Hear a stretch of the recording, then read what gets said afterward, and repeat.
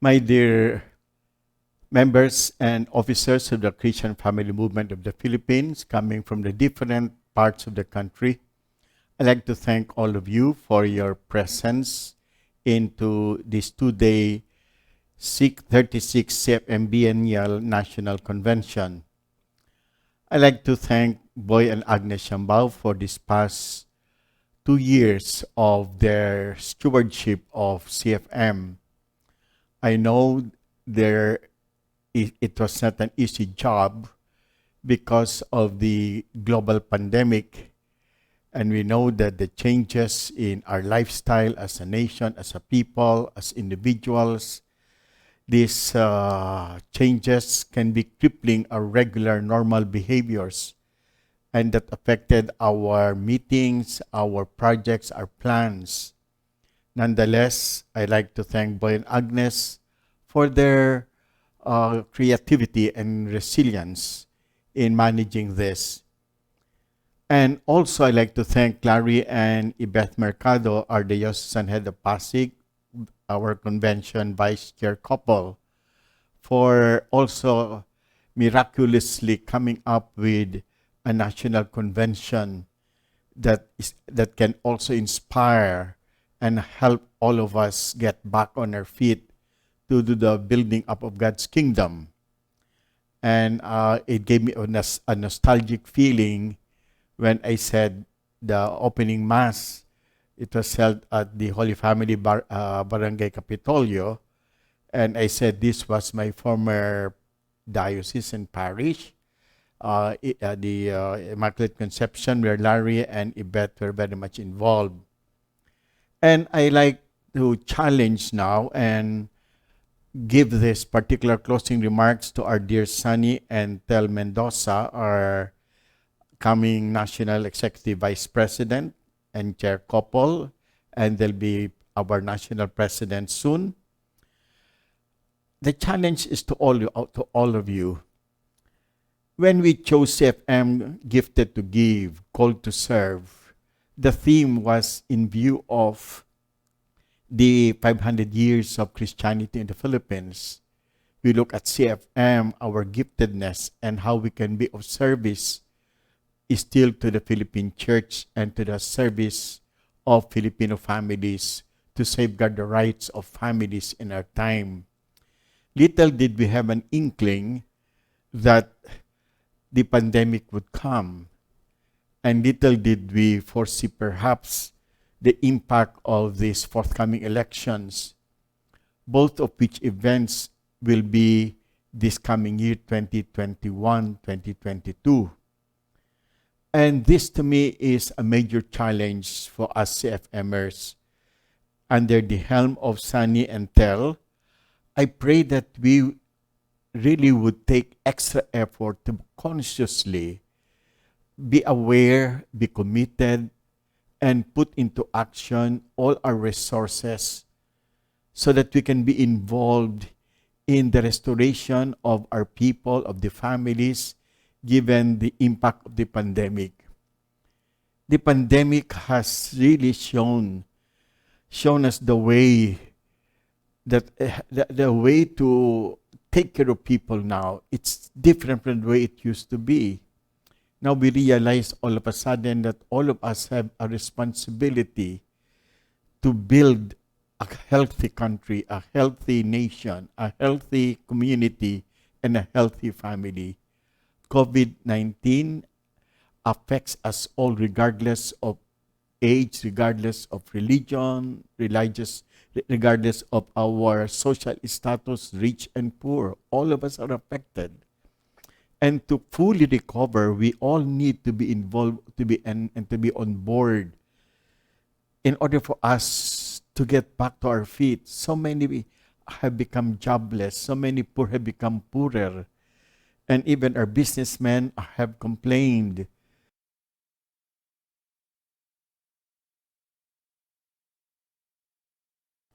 And I feel so sad that the management of this pandemic has shown our weak area, the area of corruption that has made fragile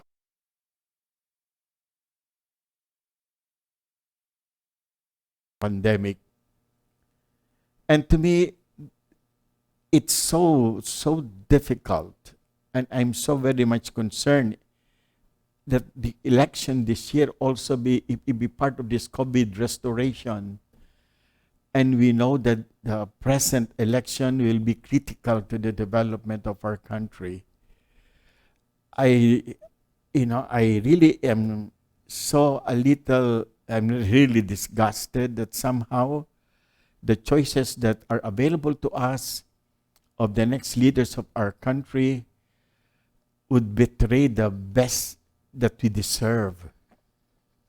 And I hope that CFM can also be part of the whole process of social transformation by reaching out to the grassroots, to the local communities, to the class CDE of our people who perhaps are not able to think more deeply and critically regarding their choices for office in the national government.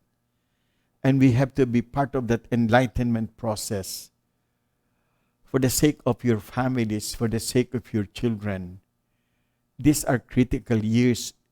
In the restoration of the pandemic, we need leaders who can really lead morally and with credibility and with humility, and who can rely on the power of our God to put us all together on board. So to me, this is the challenge that awaits our next leaders and the national leadership and the local leadership of CFM. And I hope that we shall overcome. I pray that we make it. I pray that the little effort that we put into this whole process will create some ripples in the process of social change. I mentioned yesterday in my mass, in my homily, that we are equipped with the tools of discernment. That as Christians, let us rely on, what St. Paul said, that we have to walk by faith. We are justified by faith. Let our faith be our source and way of understanding the real issues at hand. Not our political interests, not our personal likes, not our relationships to the powers that be. But really, we are guided by faith in analyzing the situation and what is best for the situation based on the will and mind and heart of God. And I pray that the Holy Spirit be with us to constantly guide us. Yesterday, I said that the Spirit what can ultimately shed light, and what can put things together to help us get off our brokenness and be whole again. My dear friends, thank you for these 2 days. Thank you for the time you spent for one another. May this conference, this national convention, end with asking God's forgiveness for not being able to promote His kingdom. And let it inspire us, and let be the spur to help us and say, Lord, may your kingdom come, and may your will be done in our lives. Thank you, and God bless you.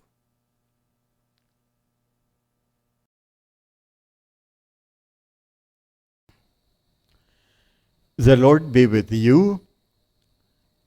Bow your heads and pray for God's blessing. May the Lord God, who cannot be outdone in generosity, bless your families, parents and children, siblings among themselves, members of the extended family. In this crucial age and in these trying times, may you be united in mutual love and support in your homes. You have experienced death during these past years. You have been tested in your faith because of COVID-19. You have experienced poverty, joblessness, and who have experienced despair. May God bless you. May the spirit of healing come upon you. May the Spirit come upon you and give you courage and strength to move on and to carry on and to bring about social transformation, strength of character, and love for one another now and forever. Amen. May the Lord bless your communities, your parishes, and dioceses. May you as local churches witness to communities that support one another in crucial times like what we have now.